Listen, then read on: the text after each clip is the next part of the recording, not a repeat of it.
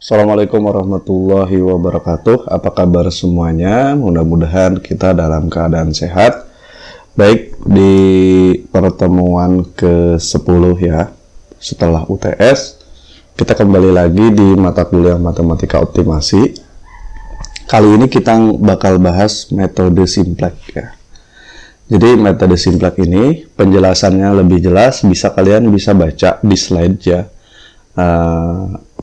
Kenapa metode simplex itu keluar ya, atau muncul, itu penjelasannya di tahun-tahun abad sebelumnya dijelaskan di situ jelas. Tapi yang saya jelaskan di sini adalah secara intinya. Jadi intinya gini, ketika ada solusi, jadi tidak bisa diselesaikan solusinya menggunakan grafik. Ya, grafik.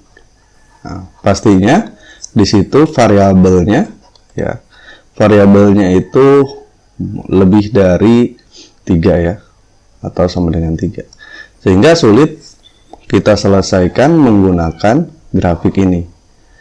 Maka salah satu muncullah metodenya, yaitu metode simplex. Nah,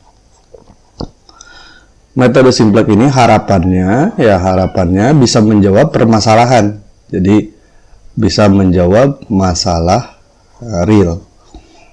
Karena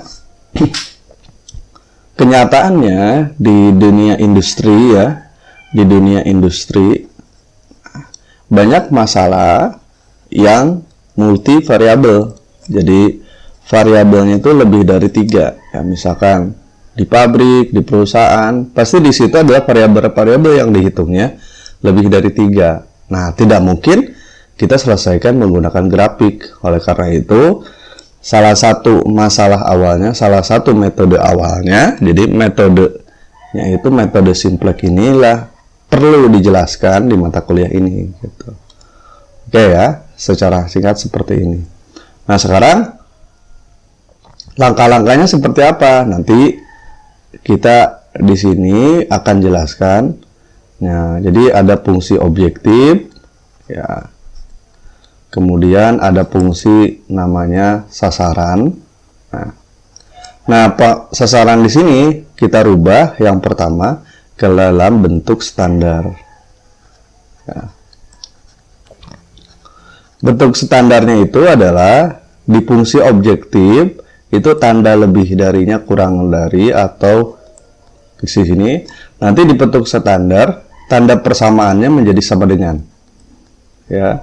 Jadi fungsi objektif bentuknya sama dengan, misalkan Z kurangi misalnya contoh A1 1x1 ditambah A11 x2 dan seterusnya, misalkan di sini 0. Nah, di sini juga nanti berbentuk sistem. Sistemnya jadi sistem persamaan linear. Nah, setelah itu nanti kita bentuk ke dalam tabel simplex. Ya. Tabel simplex. Nah, tabel simplexnya berbentuk ini. Ini sebenarnya tabel simplex ini dia bentukan dari bentuk standar ini. Ya. Dengan cara merubah bentuknya ke dalam bentuk tabel ini. Ya, jadi bentuk standar yang SPL ini kita masukin ke dalam tabel simplex berbentuk matrik. Nah, dari sini nanti ada perintah-perintah di sini ya. Perintah-perintah dengan beberapa kali iterasi gitu kan. Nah, menghasilkan solusi. Nah, harapannya menghasilkan solusi. Solusi ini,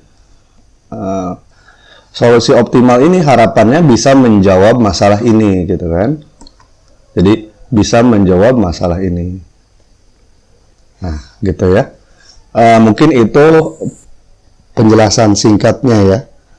Mungkin saya jelaskan langsung di soal dan langkah-langkahnya ya. Oke. Kita lanjutkan di slide berikutnya. Baik, lanjutkan. Jadi kali ini Nah, bagaimana langkah-langkah metode simplex yang tadi dijelaskan di slide pertama? Yang pertama adalah langkah 1 ya, mengubah fungsi tujuan dan batasan. Oke, jadi seperti ini. Mungkin soalnya ya,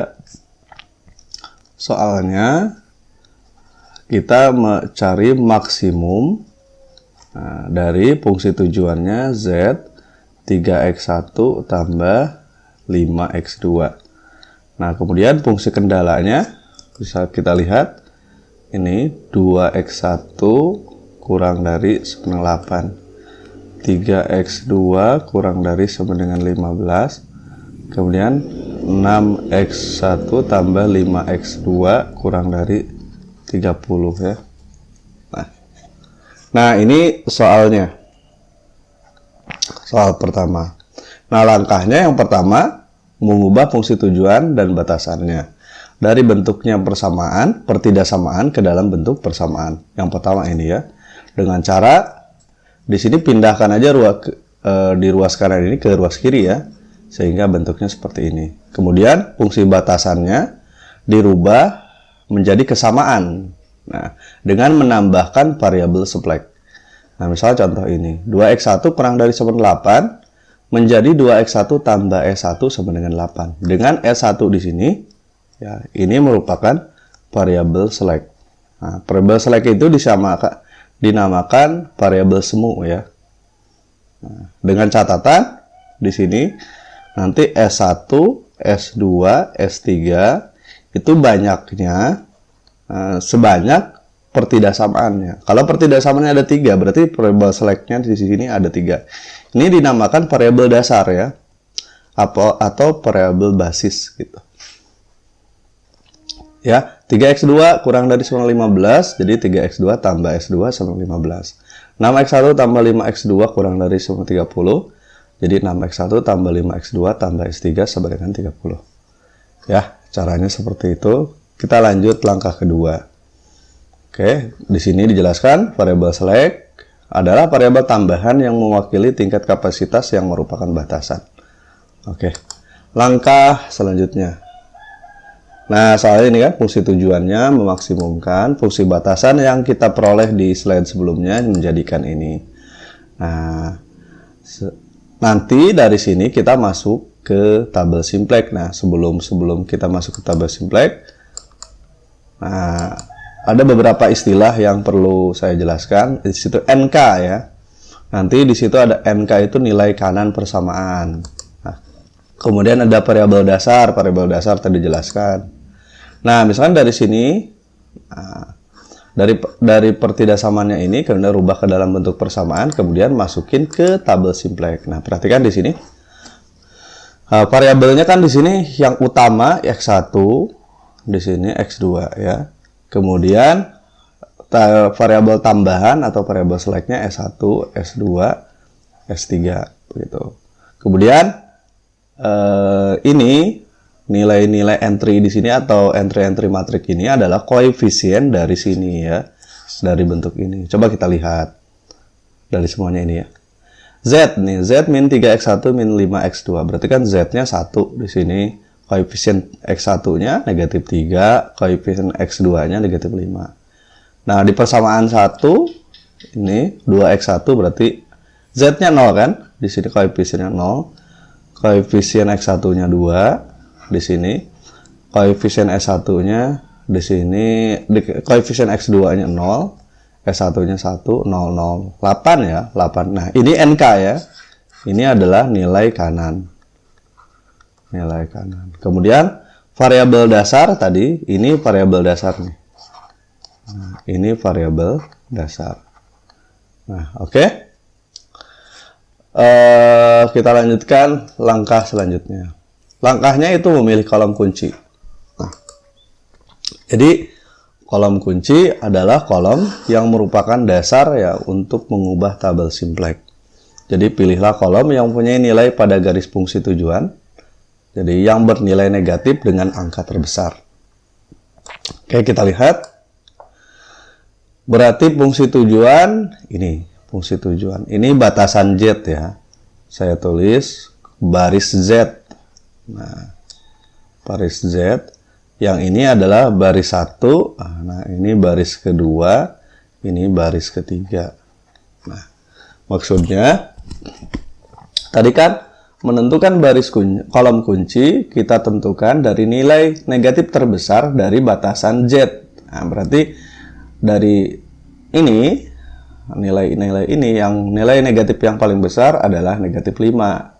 Nah, sehingga ini yang kolom X2 ini menjadikan kolom kunci, gitu ya. Kita lihat. Nah, jadi ini adalah kolom kunci. Selanjutnya kita tentukan baris kunci. Nah, jadi jika suatu tabel sudah tidak memiliki nilai negatif pada baris fungsi tujuan, berarti tabel itu tidak memiliki dioptimalkan. Jadi tidak bisa dioptimalkan lagi. Maksudnya jika nih entry-entry pada baris Z di sini sudah positif, maka tabel ini sudah optimal. Jadi NK sama dengan 0 ini misalkan, ini sudah optimal. Jadi tidak bisa dioptimalkan lagi gitu. Sudah mentok gitu bahasa biasanya. Kemudian lanjut, langkah selanjutnya kita memilih baris kunci. Bagaimana cara memilih baris kunci? Jadi baris kunci adalah baris yang merupakan dasar untuk mengubah tabel simplex dengan cara mencari indeks tiap-tiap baris dengan membagi nilai dari kolom NK dengan nilai baris kunci. Jadi cari indeksnya, indeks itu nilai kolom dengan nilai kunci. Nah, kemudian cari nilai kuncinya di situ. Nah, kita lihat di sini, perhatikan. Nah, kita cari indeksnya dengan cara rumus indeks itu adalah NK. Jadi NK itu berarti yang ini ya. Nah, ini dibagi elemen kunci. Elemen kunci itu tadi adalah ini ya. 0, 3, 5. Nah, kita bagikan. Nah, ini gak usah dicari ya. 8 kita bagi 0, gak usah dicari. Karena dibagi 0 error ya. 15 kita bagi 3 sama dengan 5. Begitu ya. Nah, ini juga 30 bagi 5. Bisa kita lihat. Ini salah. Ini ya. Tuh gitu kan. Perhatikan. Di sini. Ini enggak jelas ya. Nah, ini dan 30 dibagi 5 sama dengan 6. Nah, cari di sini dari ke elemen indeks ini jadi nilai yang kecil, nah, gitu ya. Berarti nilai kecil di sini dia 0,5 sehingga nah, berarti tadi kan kolom kuncinya ini. Terus baris kuncinya yang 5 sehingga nah si 5 ini merupakan ini adalah nilai kuncinya. Jadi nilai kunci ini yang akan kita rubah ke dalam bentuk. Jadi kolom kunci ini kita akan rubah ke dalam bentuk matriks eselon baris ya. Eselon baris itu jadi baris kedua di sini. Ini harus jadi 1 nih. Berarti di sini jadi 1. Nah, bagaimana caranya dari 3 ke 1? Berarti jelas. Jadi baris kedua ini kita bagi 3 gitu. Kalau 4 ya dibagi 4 gitu ya. Oke, sehingga ini berlaku untuk baris semuanya ya, baris ketiga. Berarti semua baris kedua ini harus dibagi 3. Jadi 0 di sini 0 kita bagi 3 ya 0. 0 dibagi 3 ya 0. 0 dibagi 3, 0. 1 kita bagi 3, 1 per 3. 0 dibagi 3, 0. 15 dibagi 3 adalah 5. Nah, tujuannya di sini matriks selain di sini dia 1 nih, entry-entrynya yang lainnya harus 0. Ini harus 0, ini harus 0, ini harus 0 tujuannya. Ya. Nah, langkahnya bagaimana? Langkahnya bisa kita lihat di slide berikutnya. Misalkan kita lihat batasan Z. Ya, kita lihat dulu. Ya. Perhatikan. Jadi batasan Z. Tadi kan entry-entry-nya ini negatif 5. Negatif 5. 0, 0, 0, 0. Ya. Nah, kemudian di sini ini namanya baris kuncinya ya. Baris kuncinya berarti kan 0, di situ 1, 0, 1/3, 0, 5 ya. Nah, sekarang tujuannya adalah begini. Kita tentukan dulu nilai kuncinya. Nah, nilai kuncinya itu ini ya, 1. Nah, sehingga nanti tujuannya ini dinolkan. Nah, dengan cara negatif 5, 1 ini seperti waktu SMP mengeliminasi gitu ya. Jadi ini negatif 5 dikalikan berarti dikalikan negatif 5. Kemudian yang ini negatif 5 dikalikan 1. Satunya dari sini. Setelah itu nanti dikalikan nanti kurangi. Gitu. Ya, coba kita lihat. 0 kali negatif 5 ya 0. 1 kali negatif 5 negatif 5. 0 kali negatif 5 0. Ini 1/3 dikalikan negatif 5. Negatif 5/3. Ini dia 0. Ini negatif 5 kali 5 negatif 25. Kemudian kita kurangkan. Negatif 3 dikurangi 0, negatif 3 ya. Negatif 5 kurangi negatif 5. Berarti 0. Ya, 0 kurangi 0, 0. 0 kurangi negatif 5 plus 5/3. 0 kurangi 0, 0. 0 kurangi negatif 25, 25. Ya. Itu batasan baris Z. Nanti nilai-nilai ini ya. Jadi nilai-nilai ini kita masukkan ke tabel simplex di iterasi kedua. Ya, kemudian ya, lanjut batasan kedua ya dengan cara yang sama, berarti nilai kuncinya ini yang dia 0. Ya turunkan lagi aja kalau sudah 0 ya. Ini tetap ya, 0 masukin lagi ke sini. Karena sudah 0, nggak usah pakai operasikan lagi. Nah, begitu ya. Lanjut sekarang batasan ketiga. Kan batasan kedua tadi sudah jelas ya, dengan cara membagi dengan 3. Nah, batasan keempat, di sini berarti kan ini kuncinya. Dengan cara yang sama berarti ini dikalikan 5. Kalikan 5 berarti 0 kalikan 5. 1 kalikan 5, 5. 0 kalikan 5, 0. Ini 5/3. Kalikan 5, 0. 5 kali 5, 25. Nanti kita kurangkan ya. Hasilnya 0 dikurangi 6 dikurangi 0, 6. 5 dikurangi 5, 5. 0 ya, maaf. 5 kurangi 5, 0. 0 kurangi 0, 0. 0 kurangi 5/3, negatif 5/3. 1 dikurangi 0, 1. 30 dikurangi 25, 5 ya. Oke, dapat batas nilai-nilainya. Tabel pertama nilai lama, tabel kedua. Nah, sehingga nanti dimasuk-masukin ke sini nih. Ya. Nah, misalkan contoh ini batasan ketiga ini kan dapatnya 6, 0 di sini 6, 0, 0, negatif 5/3, 1, 5 ya. Dari sini. Tadi dapat batasan pertama negatif 3, 0, 0, 5/3, 0, 25 ya. Oke, nah, lanjut. Ini yang dinamakan iterasi ya. Iterasi ke 0. Ini yang dinamakan iterasi ke 1 ya. Jadi pengulangan ke 0 itu adalah perintah-perintahnya belum diberikan, baru memindahkan dari persamaan simplex atau bentuk standar ke dalam tabel.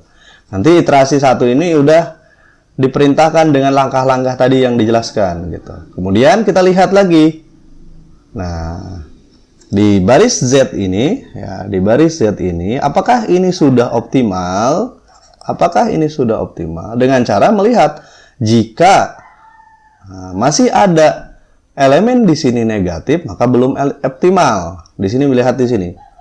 Oh iya, di sini negatif 3, jelas. Berarti ini belum optimal gitu. Belum optimal. Nah, langkahnya gimana? Langkahnya yaitu ikutin lagi perintah sebelumnya. Jadi iterasi pengulangan lagi perintahnya. Oke, kita lanjutkan lagi ya. Tapi nggak secara detail karena perintahnya sudah dijelaskan di situ. Misalkan, nih berarti yang pertama kita tunjukkan kolom kunci. Negatif yang paling besar, berarti ini kan tidak ada pilihan. Berarti ini menjadikan kolom kunci. Begitu ya. Setelah itu cari indeksnya. Oke, kita lihat. Memperbaiki ya, perbaikan. Berarti tadi yang ini ya, ini dia kolom kuncinya. Setelah itu cari indeksnya. NK dibagi ini kolom kunci. 8 dibagi 2, 4. 5 dibagi 6. Nah, perhatikan. 4 dengan 5/6 berarti minimumnya adalah ini. Minimum, sehingga ini adalah nilai kuncinya. Ya. 6 ini. Nah, supaya 1 berarti kan tujuannya ini dia 1. Ini 1. Ini 0, ini 0, ini 0 gitu ya. Berarti dibagi supaya 1 dibagi 6. Kita bagi 6 tuh kan. Nah, 6 dibagi 6 1.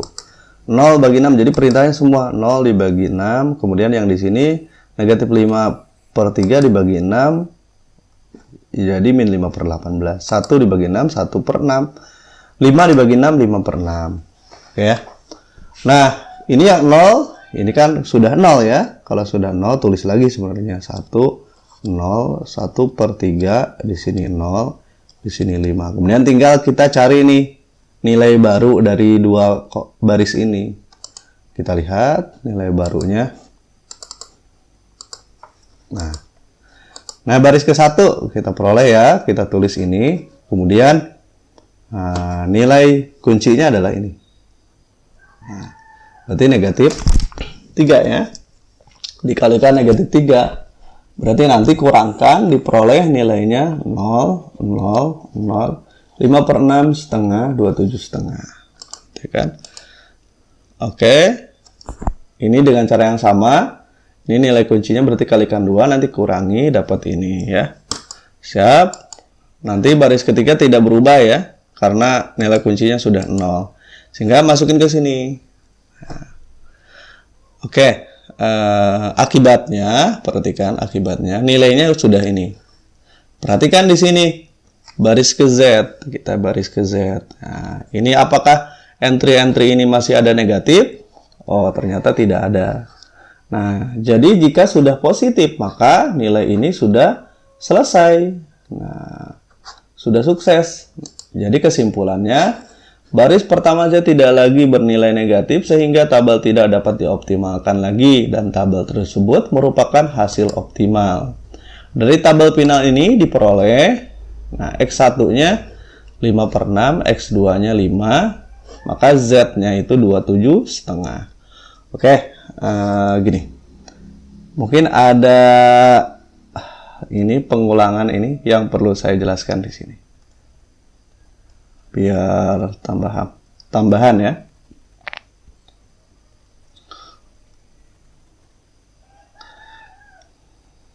Nah, gini.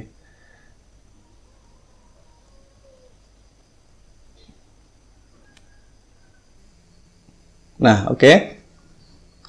Nah, lagi.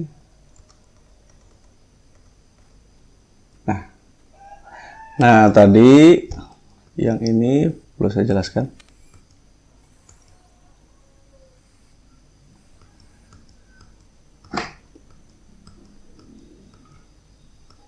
Nah, tapi lihat di sini. Nilai kuncinya kan 3. Nanti setelah ini dirubah menjadi 1 ini, nanti bentuk ini ya, variabel ini sudah berubah ya. Jadi variabel X2 ini berubah dengan variabel X2 di situ.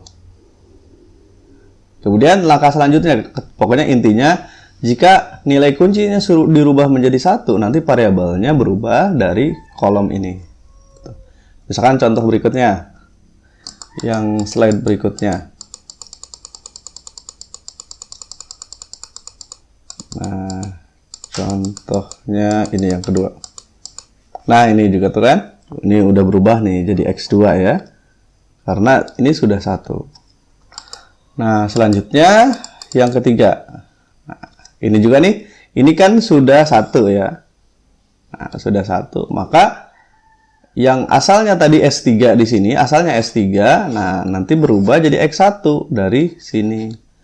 Jadi nanti basisnya berubah. Jadi nilai variabel dasarnya berubah jadi dari variabel ini inti. Oke, sehingga lanjut ya. Nah, ini. Sehingga nih barisnya ini. X1, X2. Nah, nilai X1-nya 5/6. Nilai X2-nya dari sini 5.